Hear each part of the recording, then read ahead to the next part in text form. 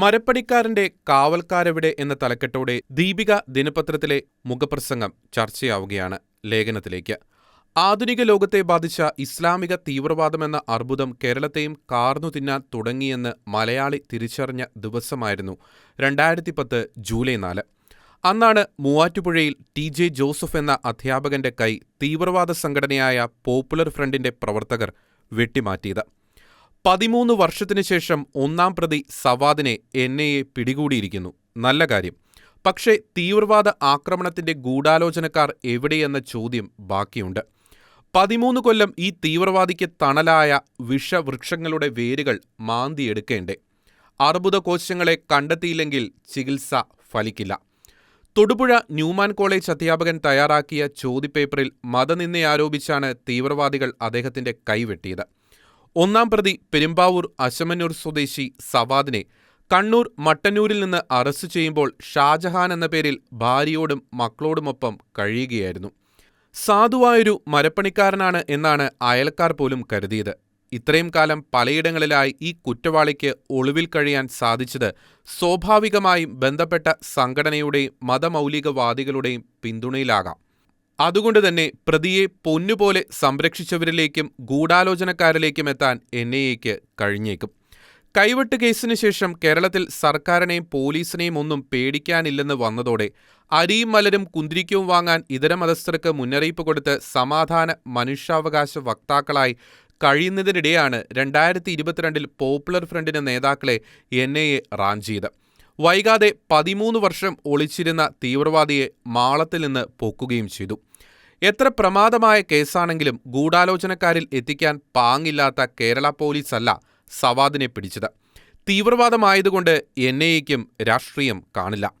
2022 September 28 popular ഫ്രണ്ടിനെ കേന്ദ്ര ആഭ്യന്തര മന്ത്രാലയം 5 വർഷത്തേക്ക് നിരോധിച്ചത്. ഇതിനെതിരെ സംഘടന സുപ്രീം കോടതിയെ സമീപിച്ചെങ്കിലും ഹർജി തള്ളി. പക്ഷേ സംഘടനകളെ നിരോധിക്കുന്നത്ര എളുപ്പമല്ല വിഷവൃക്ഷത്തിന്റെ വേരുകൾ വ്യക്തികളുടെ മനസ്സുകളിൽ നിന്നും മസ്തിഷ്കങ്ങളിൽ നിന്നും പിഴുതെറിയുക എന്നത്. ബാല്യത്തിൽ തന്നെ മനസ്സിൽ കുത്തിനിറയ്ക്കുന്ന മതമൗലികവാദവും ഇതര മത വിദ്വേഷവുമൊക്കെയാണ് അസഹിഷ്ണുവായ തീവ്രവാദിയെ പരുവപ്പെടുത്തുന്നത്. അതിന്റെ പ്രകടനത്തിനുള്ള വേദി മാത്രമാണ് സംഘടനകൾ. സിമിയും NDFും പോപ്പുലർ ഫ്രണ്ടും നിരോധിച്ചാൽ മറ്റൊന്ന്. ആഗോള ഭീഷണിയായി മാറിയിരിക്കുന്ന തീവ്രവാദം ലോകത്തിന്റെ മുൻഗണനകളെയും ക്രമത്തെയും മാറ്റിക്കഴിഞ്ഞു. വികസനത്തിലും പുരോഗതിയിലും സമാധാനത്തോടെ വ്യാപരിക്കേണ്ട സമൂഹത്തിൽ മതതീവ്രവാദം സൃഷ്ടിക്കുന്ന ഭയത്തിന്റെ അന്തരീക്ഷം ചെറുത്തുനിൽപ്പിനോ നിരന്തരം യുദ്ധത്തിനോ സജ്ജമായിരിക്കാൻ ലോകത്തെ നിർബന്ധിതമാക്കുന്നു.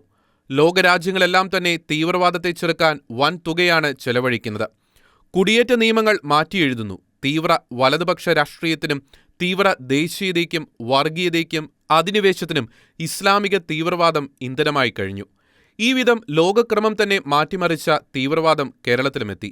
ആദ്യം അതിന്റെ പേര് സിമി എന്നായിരുന്നു.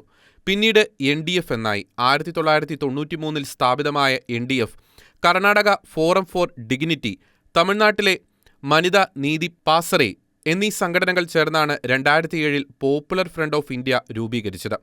വർഷങ്ങളോളം പശ്ചാത്തലമൊരുക്കി കാത്തിരുന്ന അതിന്റെ പ്രവർത്തന ഉദ്ഘാടനമായിരുന്നു മൂവാറ്റുപുഴയിൽ കൈവെട്ടിക്കൊണ്ട് പോപ്പുലർ ഫ്രണ്ട് നടത്തിയത്.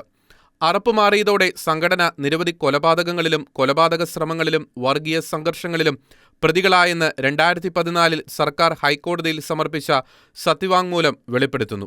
സംഘടന വളർന്നു. വോട്ടിനുവേണ്ടി തീവ്രവാദ പ്രസ്ഥാനങ്ങളുമായി രഹസ്യ കൂട്ടുകെട്ടിനിറങ്ങിയ രാഷ്ട്രീയ പാർട്ടികളെല്ലാം ഈ വളർച്ചയ്ക്ക് ഉത്തരവാദികളാണ്.